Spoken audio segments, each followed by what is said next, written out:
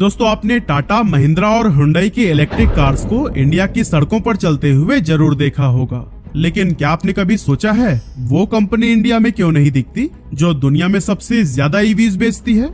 मैं बात कर रहा हूँ BYD की, जिसकी इलेक्ट्रिक कार्स आज यूरोप से लेकर ब्राजील तक, थाईलैंड से लेकर साउथ अफ्रीका तक हर सड़कों पर दौड़ रही है, सिर्फ इंडिया को छोड़कर। अब एक प्राउड इंडियन होने के नाते ये कहना थोड़ा अजीब सा लगता है, लेकिन सच्चाई ये है कि अगर BYD इंडिया में फुल फोर्स के साथ में आ गई ना, तो फिर टाटा और महिंद्रा जैसे बड़े बड़े इंडियन कार मेकर्स का अस्तित्व ही खतरे में पड़ सकता है, क्योंकि BYD की टेक्नोलॉजी इतनी एडवांस है कि टेस्ला तक उसके सामने नहीं टिक पाया। क्योंकि 2024 में BYD ने वर्ल्ड लेवल पर 42,70,000 व्हीकल्स बेचे थे, जबकि टेस्ला की बिक्री थी 17,90,000 यूनिट्स। और दोस्तों, शॉकिंग बात तो ये है कि महिंद्रा ने अपनी कुछ इलेक्ट्रिक SUVs में सीक्रेटली BYD की बैटरी टेक्नोलॉजी का यूज किया है, वो भी बिना ज्यादा शोरगुल किए।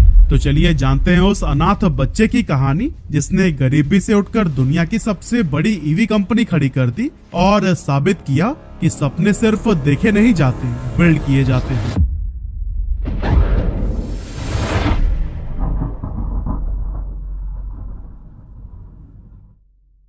तो दोस्तों, इस कहानी की शुरुआत होती है 1966 से, जब चाइना के अनहुई प्रोविंस में जन्म हुआ वांग चुआनफू का। सिर्फ 13 साल की उम्र में उनकी मां की डेथ हो गई और कुछ सालों बाद उनके पिता भी चल बसे, जिसकी वजह से अब वैसे तो फाइनेंशियल कंडीशन काफी खराब हो गई थी, लेकिन उनके बड़े भाई ने उन्हें पढ़ाई नहीं छोड़ने दी। वांग चुआनफू स्कूल जाते और फिर वापस आकर खेतों में काम किया करते थे, लेकिन इलेक्ट्रॉनिक्स में इंटरेस्ट होने की वजह से जब भी उन्हें मौका मिलता वो इसी से रिलेटेड ही किताबें पढ़ने लगते थे। आगे चलकर उन्होंने सेंट्रल साउथ यूनिवर्सिटी से अपनी ग्रेजुएशन कंप्लीट की और फिर स्कॉलरशिप के दम पर उन्होंने चाइना के टॉप टेक्निकल इंस्टीट्यूट में पढ़ाई शुरू की, जिसका नाम था Beijing non ferrous research institute. यहाँ उन्होंने बैटरी टेक्नोलॉजी पर डीप रिसर्च किया और इस तरह वांग बहुत अच्छे से जान चुके थे कि आखिर रिचार्जेबल बैटरीज बनती कैसे हैं, किस तरह से काम करती हैं और इसके ड्रॉबैक्स क्या हैं।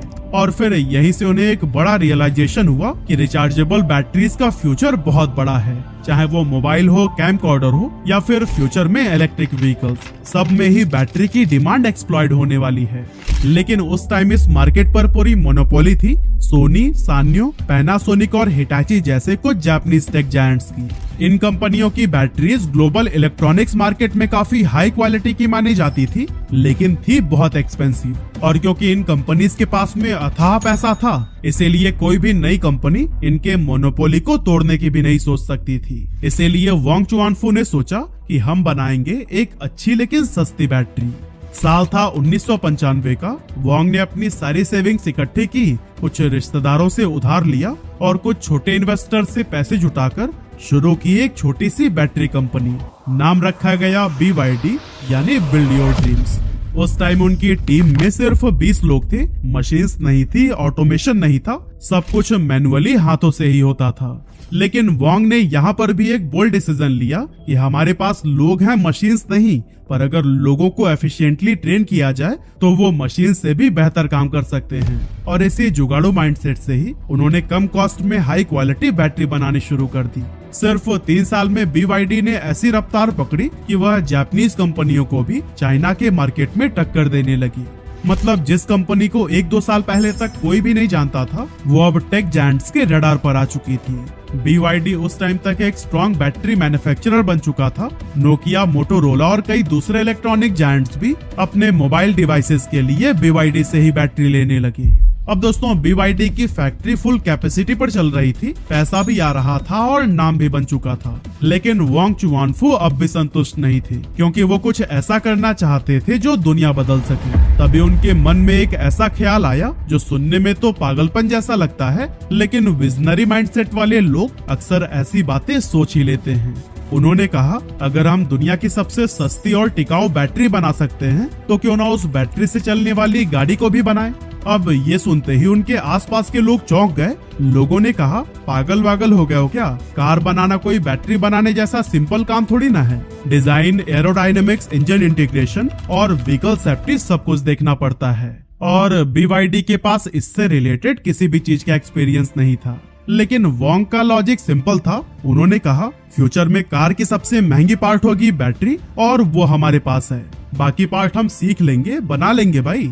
और इसी सोच के 7 साल 2003 में BYD ने एक स्ट्रगलिंग और लगभग बंद हो चुकी चाइनीज कार कंपनी खरीदी सिर्फ $30 मिलियन में। नाम था किंचुआन ऑटो।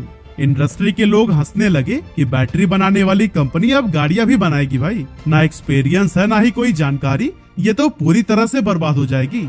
लेकिन BYD को किसी की भी हंसी से फर्क नहीं पड़ा। वोंग ने अपनी टीम के साथ R&D स्टार्ट की। डिजाइन से लेकर ब्रेक सिस्टम तक हर चीज उन्होंने इन हाउस बनाना शुरू किया। और फिर 2 सालों की मेहनत के बाद 2005 में BYD ने लॉन्च की अपनी पहली प्रॉपर सेडान BYD F3। ये दिखने में थोड़ी बहुत टोयोटा कोरोला के जैसी थी, पेट्रोल इंजन पर चलती थी, लेकिन इसकी कीमत इतनी कम थी कि चाइना का मिडिल क्लास उसे खरीदने के लिए टूट पड़ा, जिसके चलते कुछ ही महीनों में BYD F3 बन गई चाइना की टॉप सेलिंग सेडान।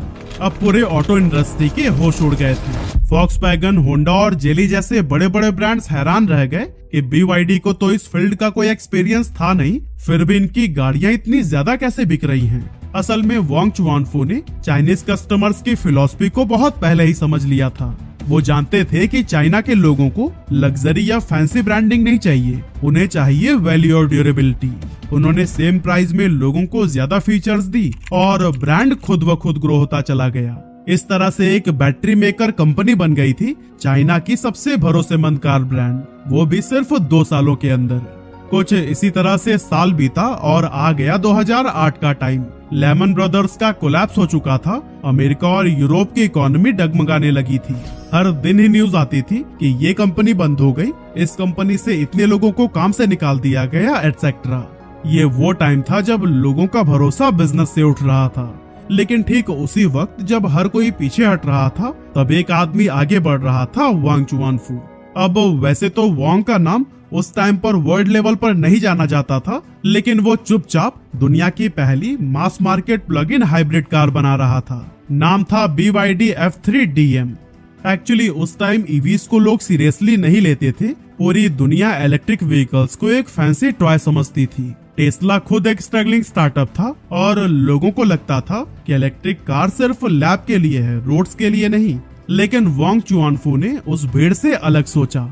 उन्हें बहुत पहले समझ आ गया था कि कंबस्शन इंजन का टाइम अब खत्म होने वाला है और आने वाला दौर होगा इलेक्ट्रिक का। और फिर यही सोचकर BYD ने कोई शॉर्टकट नहीं लिया। बैटरी खुद बनाई, मोटर और कंट्रोलर खुद डिजाइन किया और यहाँ तक कि सॉफ्टवेयर भी BYD ने ही डेवलप किया था।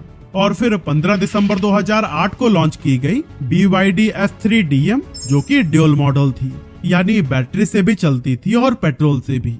BYD की ईवी स्ट्रैटेजी से इम्प्रेस्ड होकर दुनिया के सबसे बड़े इन्वेस्टर्स में से एक वॉरेन बफे ने भी अपनी इन्वेस्टमेंट फर्म बर्कशायर हैथवे के जरिए BYD में स्टेक खरीदा। उन्होंने इन्वेस्ट किए करीब $230 मिलियन और लिया 10% स्टेक, वो भी तब जब दुनिया BYD का नाम तक ठीक से नहीं जानती थी। वॉरेन बफे ने कहा, वोंग चुआनफू के पास थॉमस एडिसन जैसी इन्वेंशन और जैक वेल्स जैसी बिजनेस ब्रेन का कॉम्बिनेशन है। इस इन्वेस्टमेंट ने BYD को एक ग्लोबल स्पॉटलाइट में ला दिया था। और दोस्तों, जब वॉरेन बफे ने BYD में इन्वेस्ट किया था तो उस टाइम पर इलॉन मस्क से पूछा गया क्या वो BYD को खतरा मानते हैं। तब उन्होंने हल्की सी मुस्कान में जवाब दिया, Have you seen that car? असल में टेस्ला जैसी फ्यूचरिस्टिक कंपनी BYD जैसी प्लेन और सिंपल गाड़ियों को अपना कॉम्पिटिटर मानने को तैयार ही नहीं थी। इंटरनेट पर लोग हंसे, मीम्स बने, कईयों को लगा कि इलॉन मस्क बिल्कुल सही है, क्योंकि BYD की कार्स सच में उस टाइम पर थोड़ी आउटडेटेड लगती थी। लेकिन फिर भी वोंग चुआनफू ने सिर्फ एक सिंपल लाइन बोली, लेट आवर कार्स स्पीक। अब दोस्तों, टेस्ला और BYD का सपना भले ही एक जैसा था, पर रास्ता बिल्कुल अलग। इलॉन ने चुना था लग्जरी का रास्ता, मतलब पहले रिच लोगों को बेचो, फिर धीरे धीरे मास मार्केट में जाओ। इसीलिए टेस्ला ने पहले मॉडल S और मॉडल X जैसी गाड़ियों से शुरुआत की। पर दोस्तों, वोंग का सपना बड़ा था और रास्ता भी बिल्कुल अलग। उसे पता था कि ईवी सिर्फ अमीरों का शोपीस नहीं होना चाहिए, इलेक्ट्रिक मोबिलिटी हर इंसान का हक है। इसीलिए BYD ने बनाई सस्ती, टिकाऊ और प्रैक्टिकल गाड़ियां जो कि आम आदमी भी खरीद सके। दूसरी तरफ टेस्ला ने पैनासोनिक और CATL से बैटरी खरीदी, लेकिन BYD ने खुद बैटरी बनाना शुरू किया, ब्लेड बैटरी, जो इतनी सेफ थी कि फटने या जलने का भी कोई खतरा नहीं। जहां टेस्ला की गाड़ियां 40 से 50 लाख रुपए की स्टार्ट होती थी, BYD ने सिर्फ 10 से 15 लाख में EVs निकाल दिए, जिसकी वजह से चाइना की सड़कों पर जैसे इलेक्ट्रिक व्हीकल्स की बाढ़ सी आ गई। कुछ ही सालों में ये फ्लड पूरे एशिया, साउथ अफ्रीका और यूरोप तक पहुंच गया, जिसके बाद 2023 तक पूरी दुनिया को पता लग गया था कि टेस्ला अब नंबर 1 की पोजीशन से हट चुकी है, क्योंकि BYD बन चुका था दुनिया का सबसे बड़ा EV सेलर।